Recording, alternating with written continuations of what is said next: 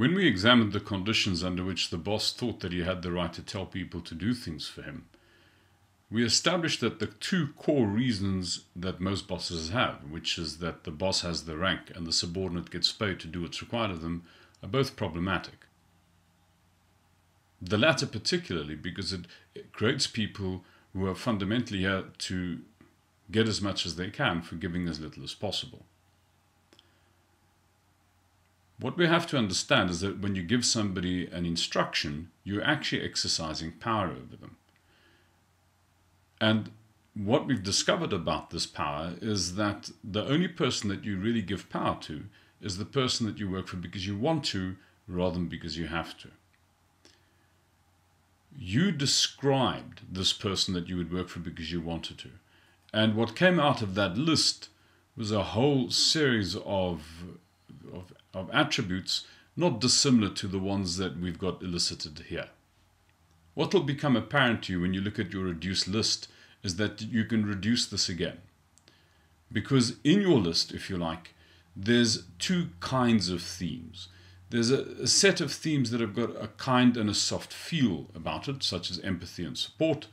And then there's a set of themes that have got a bit of a harder feel about it, like honesty and fairness. Now, this first theme, the soft theme, the best word to describe that theme is the word care.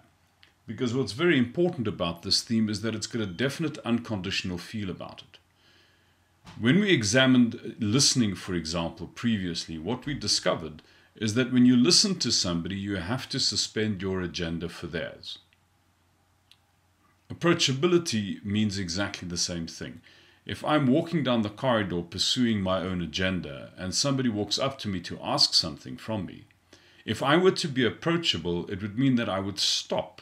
It would literally mean that I would forego my agenda in order to give attention to their agenda. So this softer theme of the boss being approachable, of listening, of being supportive, of having empathy, basically means that the boss is in the relationship for something more than just what he's getting out of the relationship. He's got a genuine interest in the subordinate. He's not just there to get something out of the subordinate. On the other hand, if one examines this harder theme, like honesty, for example, if you work for somebody who's always honest, that person won't always be nice. The question is why one wants that honesty. I mean, clearly, when the person's honest, you get feedback and you then know where you stand, which basically means you can learn and you grow, which suggests that this harder theme is all about growth. The reason why you want a boss who's knowledgeable is that it can teach you something. It's similar for wisdom.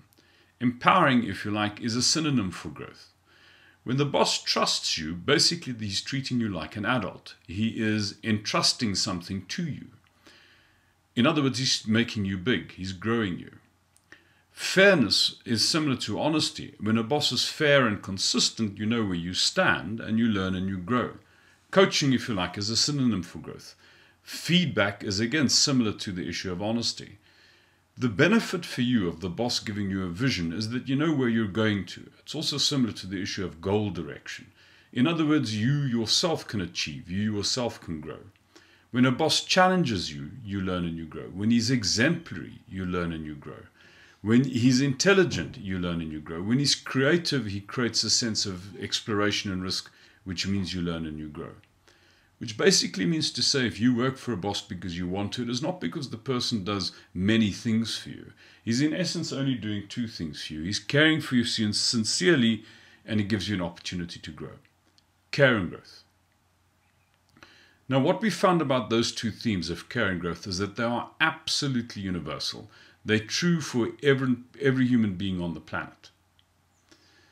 We've asked this question of people throughout the world. Who's the boss you're going to work for because you want to? And it really doesn't matter what the cultural background of the person is. Everybody says the same thing. If you ask senior officers in the Pakistan Army, who's the boss you're going to work for because you want to, he will say to you, the officer who cares for me and grows me. If you ask a person who works on a gold mine in South Africa, who has a laboring job and only speaks one language and doesn't read and write, who's the boss he'll work for because he wants to, he will say exactly the same thing. The boss who cares for me and grows me. Which means to say these criteria of care and growth are absolutely universal. They're true for every human being on this planet. And they operate at a level which is deeper than culture. That insight requires some explanation. If you work for somebody because you want to, in a sense, what you're giving that person is the right to ask you to do things. You're giving that person the right to exercise power over you, which suggests that these criteria of care and growth are the universal criteria for legitimate power. And when you see it from that point of view, the universality makes absolute sense.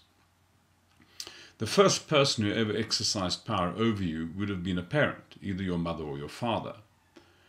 And insofar as this is one's first experience of power, this has to be significant because we have an intuitive understanding that there's a connection between the idea of first and the idea of principle. In other words, if you want to understand the principle of a matter, examine the first manifestation of the matter. The first manifestation of power is parenting. In this relationship, there are two people. There's a big one and a little one, a parent and a child. The job of the big one for the little one is very specific. It is in order to care for and grow the little one. In other words, the job of the big one for the little one in any relationship of power is care and growth. When the subordinate experiences that the superordinate, the big one, is in the relationship to care for and grow the subordinate becomes willing. When the subordinate experiences that the big one or the superordinate is not there to care for and grow him, the subordinate becomes resistant. And it doesn't matter how much money you pay the person. You can pay the person 5 times what you're paying them now, not be in the relationship to care for them and grow them, and what you have as a person is in the relationship to get as much out of you as they can for giving you as little as possible. So the principle that we deduce from this is that any relationship of power is legitimate if the aim of that relationship is the care and growth of the subordinate.